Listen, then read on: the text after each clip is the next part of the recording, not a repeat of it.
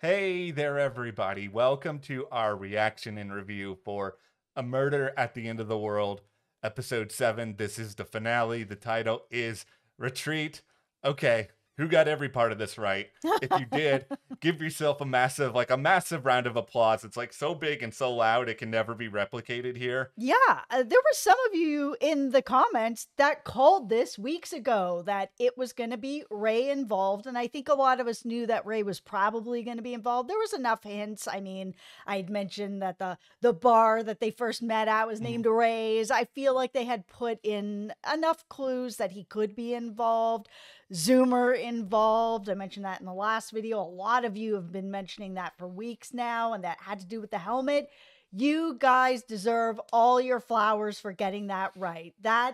It was exactly as many of you predicted.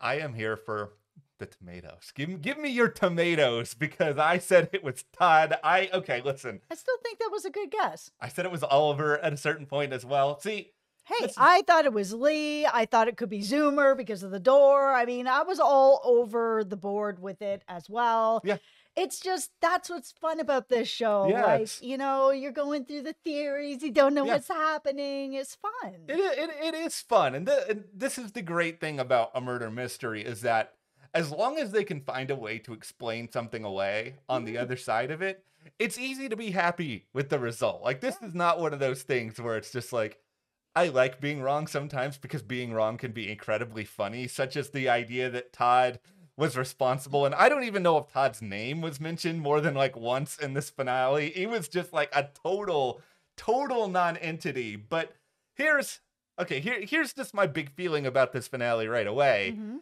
I think they explained what happened fairly well. I'm Mhm. glad that we have closure. I think Yep. the acting was exemplary. Mhm. And yet still, I feel a little bit cold coming out of this. And I don't know if it's that the individual notes just hit as well as I thought they would, or I was thinking that it was going to be an even grander ending, or maybe it's just the idea that I wanted to sit here and say, you, insert person here, are directly responsible and you are going to be punished till the end of time. And we can't really do that. Listen, I mostly thought that it was just too short. Like, I think this was the shortest episode of the Yeah. season. It was like 40 minutes. It was so short. And they really wrapped up how it was done, why it was done, what happened within like, it was like the first 15 minutes. It was like bang, bang, bang. I was like, oh, wow. Okay. Yeah. That's fine. I didn't mind that. That wasn't so bad. But I think I expected more from the after effects of the Ray reveal, that if he's like in control of everything at this hotel, then good luck getting out. I was almost like I was waiting for that to really come about. Before we do go any further here, be sure to hit that subscribe button because I know a murder at the end of the world may be over, for now, question mark, but there is so much more that is coming here at the channel. We are in the midst right now of Fargo season 5, which is a really good season. If you haven't watched Fargo in a while, you can jump right in. I think this is the best season since season 1. Also, coming up next month is True Detective season 4. If you're just feeling like, you know what, I want more intense drama set in a remote and cold location, that is for you. Yeah, if you want mystery, we are the channel for you. We absolutely love mystery, so hit that subscribe button. There's always lots of it going on here at the channel. Okay. Let's just get into what actually happened here. Yeah. So, Ray is, I guess you could say, the quote-unquote killer, but really it is Zoomer who did the quote-unquote killing influence under this helmet. Yeah, so to quickly break it down, we had Andy, who has been complaining for this whole retreat that there's nobody that he can trust. Everybody backstabs him. Even his therapist has sold him out. He has nobody that he can talk to. So he talks to Ray.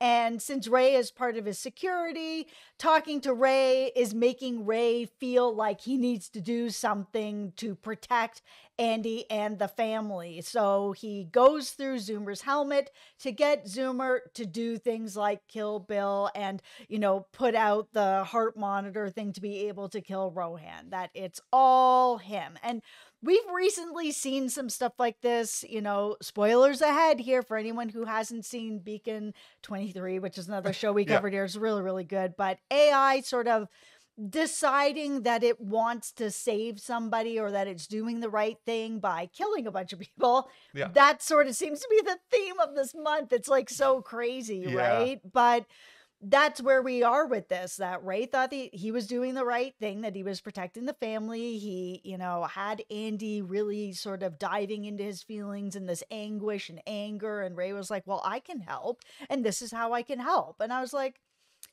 okay, like this is a completely fine explanation. This is not a bad reveal. It's a good reveal. But at the same time, I was kind of hoping it was a person. I think it's Mhm. just because I'm used to sort of the old school Agatha Christie kind of, you know, murder mysteries. Who did it? We're all in a room together. When they had everyone in the room, I'm like, ooh, here we go. Is it you? Is it you? Is it you? No, it's nobody. It's the AI. This is the funny thing is that, we sat here this entire season and we were like, this is Brit and Zal. They're going to do something weird. And And they did. they did something weird. And Yeah. yet here we are being like, could it have not been a person when they went into the weird direction? I wish it was a person too, just because I like the idea of seeing someone cuffed away. I can't help it. Now, Yeah, I mean, this is the thing too, is that I really felt like it was a person because it was revealed in this episode that David was the person that threatened Darby. And the explanation was like, huh? What?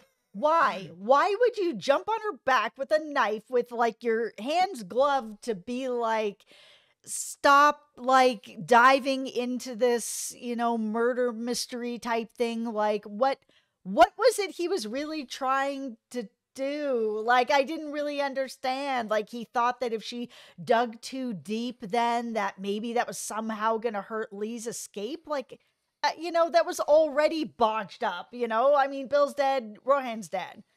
yeah, it felt like something they wanted to throw in there to give us like a lot of drama and to give us some really high stakes. But then on the other side of it, they were like, okay, we got to try to explain that. So they did their best to try to explain it. Eh.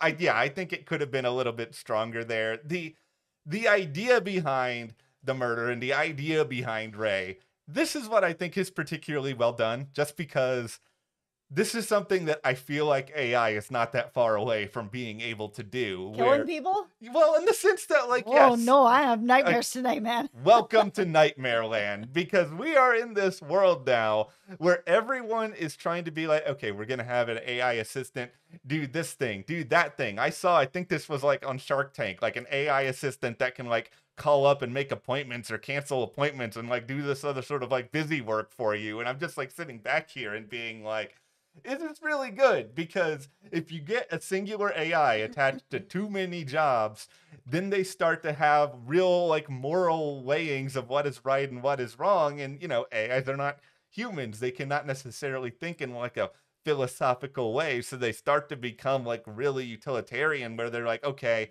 what are the benefits of this?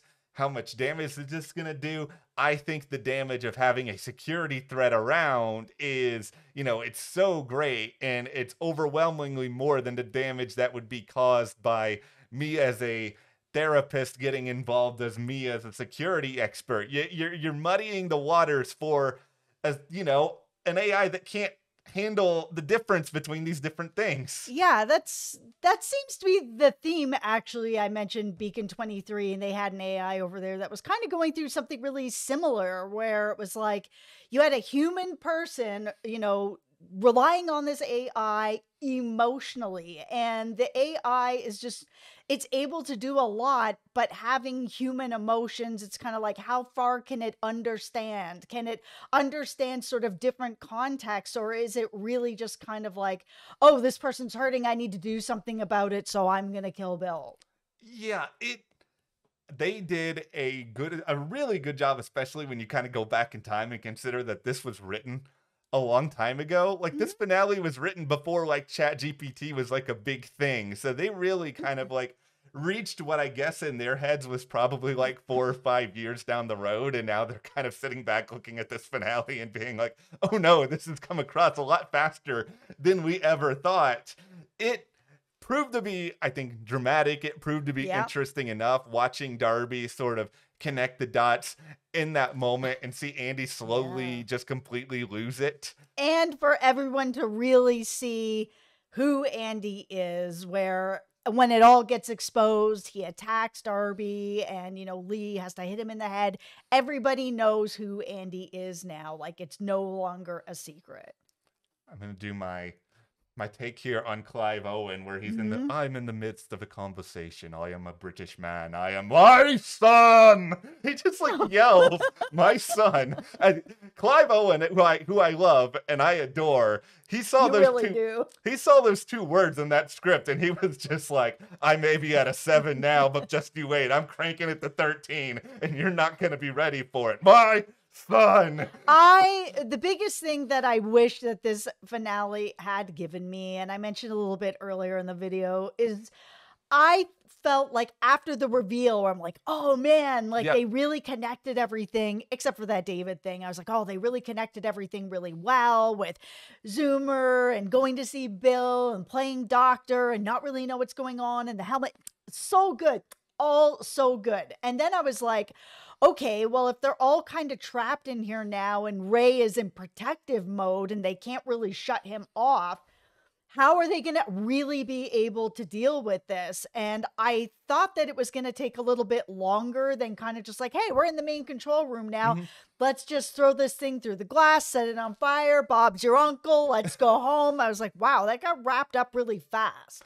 Yeah, I actually wanted to see more of a murder at the end of the world Avengers thing kind of going on here, where every person who was at this retreat, by the time that Andy is like, being exposed for everything that he actually is, like they all should be on the same team at that point, which is just Except for that. Lou May, who's still like, I'm still here if I'm selling if you're Okay, buying. I was just like, oh my goodness, stop pitching. Lume, you can go off in the corner, but Oliver, David, everyone else. David, I know you're not doing great at the moment, but just bear with me here. I wanted to see more of them actually kind of actively involved in the quote unquote escape. Like, if they Mhm. all know how bad Andy is, they all should want to help Lee on some level. And I just think it would have been an opportunity to give people like Martin, who has not really been in the show much at all Mhm. since the very beginning, like a real role and a real stake in sort of having everything be resolved. And that I think that would have paid off more the fact that they all went through this deeply traumatic experience together, isolated, far away from home, to be able to come up with this solution to get Lee and Zoomer out and have them be able to establish themselves somewhere else. To just have it be, okay, here's Lee, here's Darby. It was basically saying, okay, every other story of the people who were there, even if you're not as involved, like, they don't matter as much. What you guys went through, it doesn't matter as much as what Darby and Lee have gone through. Yeah, I mean, this really they did a really good job. I know you weren't like a fan of the flashbacks the whole Yeah. time. I liked them a bit more than you did because it really tied in that story with Darby. But like that last scene of her reading from, I guess this is now her second Yeah. book or another book of what happened up at this retreat and sort of the continuation of the first book of what happened to Bill, and that she actually heard Bill, what he said in that first book, where it was kind of like she was still going after they caught the Silver Doe killer, or caught him, you know what Yeah. I mean? Figured out who he is, where Bill was like, oh man, like we brought justice to these people. How are you feeling? She's like, oh, I wonder how the killer's feeling. I wonder what he was thinking. And Bill's just like, what? Stop. Like, it's about the people that this person did these injustices to. It's not about him, it's about Yeah. them. And here we are in this second book or this second chapter where she's doing it about Bill, and she's learned from this that it's not about Ray, and Ray's the big killer and the big reveal. And I think that's kind of why it was more of a sort of subdued, sort of like, this is the killer. It's not about him. This is about Bill and what Bill went through and how Bill died and how we got sort of justice for Bill. And I love that she was saying at the end, everyone will remember his name. It's him. And I was like, yeah, because that is definitely something that happens with a lot of crime that's Mhm. going on, where it's just kind of like, it's all sensationalized of who the killer is, and the people who were killed are like kind of swept under the rug when it shouldn't be like that. You're here to remember the people that we lost. I really like that there were a lot of familiar faces there at the second reading at the end. And you Yes. had some of the people who were a part of this experience, the people who I wanted to see more involved in helping Lee and Zoomer escape. Like the fact that they were there suggests to me that, okay, we did all go through something terrible. We did all Mhm. bond as a result of it. Like, I wish that we had more of that within the actual show itself to get to that point, but I'm happy that we are at that point. My feeling, and maybe this is a tinfoil hat or whatever, is Mhm. just that I think that Bird and Zhao kind of came together with the story that they wanted to tell here. And, there are a lot of mystery shows out there that can kind of drag on and on and on. And you just sort of sit there and you're just like, can you get to the killer already? I feel like they may have overcompensated, like just a little bit, where they were like, okay, we need to make this story tight. We need to make this story clear Mhm. beginning, middle, and end. It's going to be action packed. There's still going to be time to speculate, but it's not going to be so much time that you're ever left being able to breathe all that much. And doing that, it's effective in that you have a very concise story, but it also does still leave these lingering questions, especially when you have a cast that is like as talented as a lot of the people are who are part of this show. Now, what I really liked was, Darby doesn't know for sure if Lee reached the boat or not. Mm-hmm. We know that she did because we saw her out in the water sending off the flare. We saw the boat's honking its horn. Hey, we're here. We see you. We're coming over. Cool. Bob's your uncle. She's okay. And we know that Andy is kind of like disappeared from the public. He's like filed a suit against her for, kidnapping, et cetera, Mm-hmm. et cetera. But he hasn't been able to find her. Right now, as of this recording, there's no second season. This was supposed to be a limited series. But Yep. as we all know from Mm-hmm. other limited series, we're getting more Nine Perfect Strangers. We're getting more Big Little Lies. There's a million True Detectives now. As we said, we're going to be covering that in Yeah. January. It wasn't just like a one season limited series. If it does well, they find ways to bring back more if there's good stories. And the idea that we have now Darby, who's now solved this next case, and could she go on for more cases? Sure. We know that Lee is out there. They had that moment where it's like, are we ever going to see each other again? Probably not, but maybe. Like, it depends if the circumstances are right. So, Lee's out there.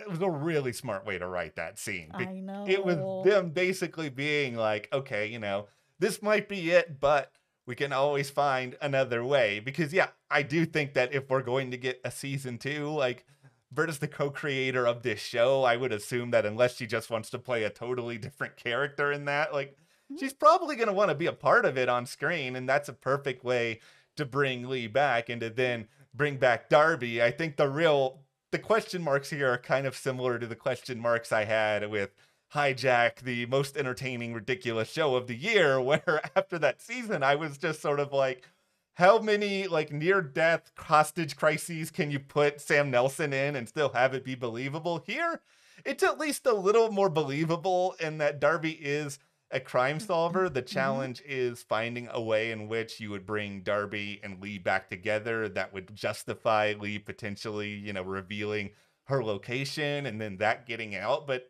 I think after all of this, Lee would trust Darby enough to know that if she goes through whatever encrypted channel she needs to, Darby's not going to blow up her spot and they can find a way to get back together. Yeah, I really liked seeing them be the two at the end that dealt with Ray. I mean, this is somebody that Darby really admired for a really long time and finally got to meet her under these, really crappy Yeah. circumstances. But I mean, this is somebody she's really admired. And now together, that feels like there's like an actual trust friendship there.